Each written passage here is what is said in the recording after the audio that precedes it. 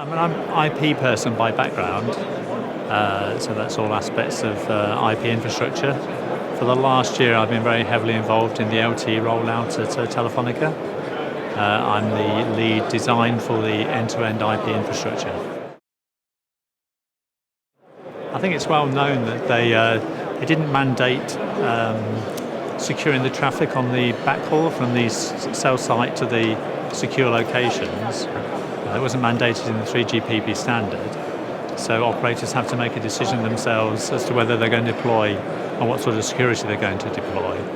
I think operators would be unwise not to put some kind of security there.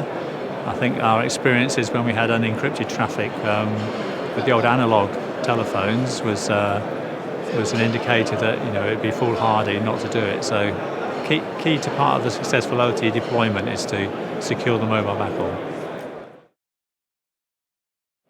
So the 3G is encrypted already. It's part of the standard.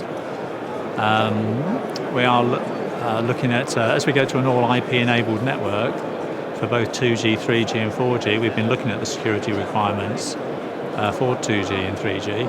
3G we don't have concerns about for the user plane. It's already encrypted. We're looking at the control plane, that isn't encrypted. And for 2G, we're looking at encrypting all the traffic because it's gone from a TDM-based solution, which tend to be a little bit more secure than IP over Ethernet. You've got quite some challenges on the interoperating.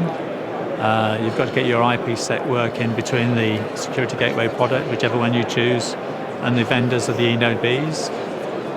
That's a challenge in itself. The authentication, most people I'm sure are using certificate-based authentication.